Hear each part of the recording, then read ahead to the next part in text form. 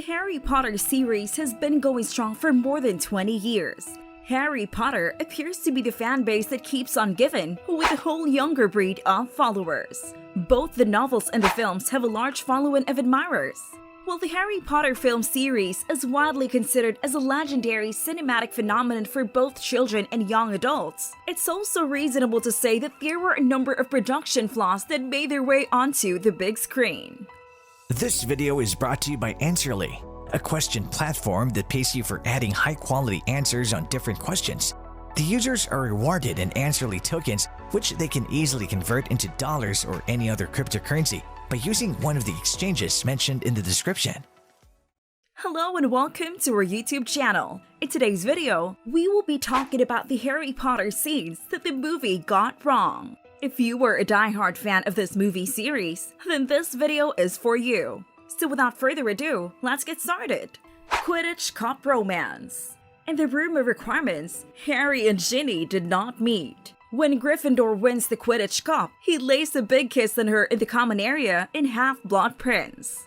Dean Thomas is enraged since he adored Ginny, but Ron chuckles and gives compliments to his past buddies and younger sister. In the books, it was a lot more exciting because Harry just goes for it. This scene proves that the love between Ron and Hermione wasn't the only one that the films answered incorrectly.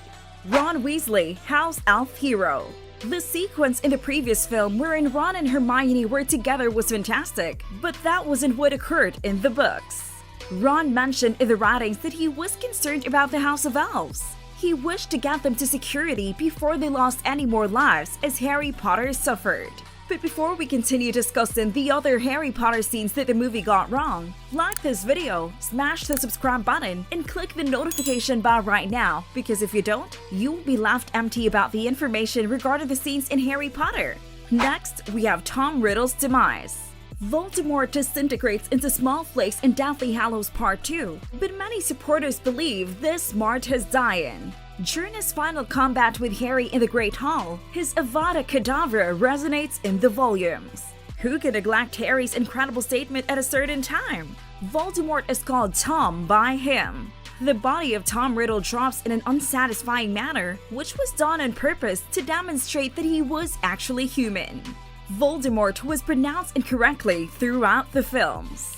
For the first several novels, Jim Dale, the narrator of the Harry Potter audiobooks, appropriately utters Voldemort with a silent T. That T isn't mute in the movies though. Dale changed his pronunciation in Harry Potter and the Order of the Phoenix, the very first new audiobook following the Sorcerer's Stone film, but Rowling has since reaffirmed that the silent T was correct. This makes perfect sense, given the name Voldemort's origin in French, where ending consonants are frequently silenced. Other names and spellings such as Echo, Lestrange, and Gilderoy Lockhart have different audiobook and film utterances. We also have Hermione and Harry's glasses. Hermione utilizes the Oculus Reparo magic to fix Harry's eyewear on the Hogwarts Express in Sorcerer's Stone, but this is in violation of the rule restricting underage magic outside of school, which Hermione would know with certainty about from going to study Hogwarts history. The novels do not, however, include this incongruence because Hermione doesn't use the spell. Harry's glasses only need mending once in chamber. Saint Mungo's. The episodes at the Wizard Medical Center of the Phoenix were essential, but they were cut from the film where Harry, Ron, and Hermione went for seeing Arthur Weasley after his strike at the Department of Mysteries, where they met Gilderoy Lockhart, who has forever destroyed his mind but hasn't transformed much, and Neville and his parents. To top this, they also managed to learn how Voldemort was using the Cruciatus curse on them until they lost their minds. Dumbledore's aggressive reaction in the Goblet of Fire movie. Numerous articles have been written about Dumbledore's response to Harry Potter's name being drawn from the Goblet of Fire in the Harry Potter film series. According to the book, Dumbledore interrogated Harry calmly, indicating that the professor is aware that Harry is going to be put in grave peril, and his reaction is one of dread rather than anger. However, he does not appear to be tranquil in the film. The reason for the modification has been debated, but it could simply have been a conceptual decision made by Michael Gambon, who portrayed Dumbledore in the movie, or the producer.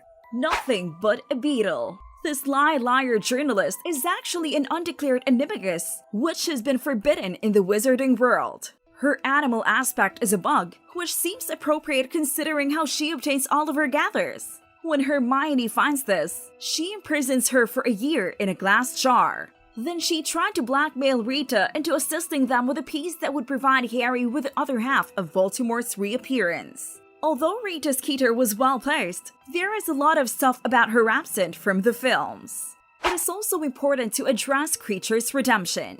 Kreacher was ecstatic that his old mentor Regulus had attempted to battle the evil lord, and he was even more ecstatic that Harry had taken up the fight. In the films, House of Elves always seems to get the wrong end of the stick.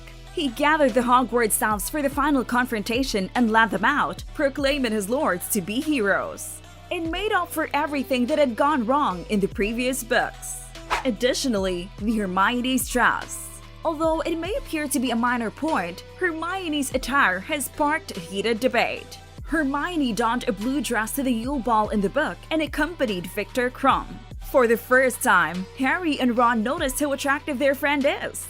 However, Hermione wore a pink gown in the film for some unexplained reason. For this reason, this became one of the book's fan major biggest frustrations occurred in the Goblet of Fire. Also, the Elder Wand. The Elder Wand was another key sequence that was deleted from the final film. Harry didn't want to be the most powerful wand. Instead, he used it to restore his tried-and-true old wand, and he didn't smash and discard it.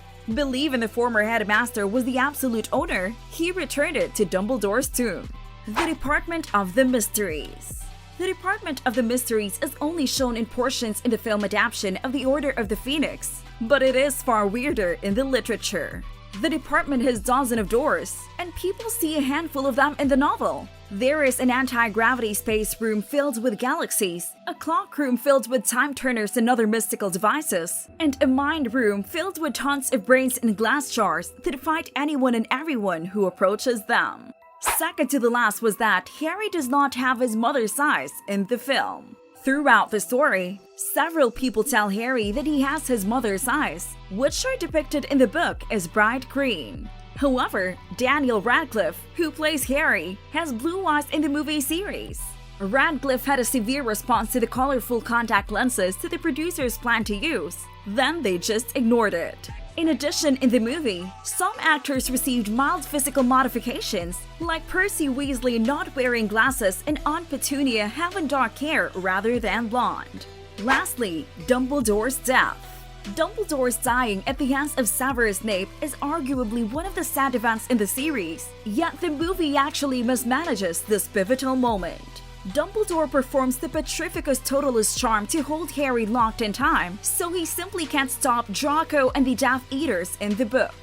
Dumbledore understood that was the only way to deter Harry from intervening, as he demonstrated over the years that he's incapable of staying out of trouble. However, in the movie, Dumbledore just advises Harry to keep hiding, and Harry obeys. It seems counterintuitive to Harry's character that he would be able to stand by and watch Dumbledore be assaulted without acting or expressing anything.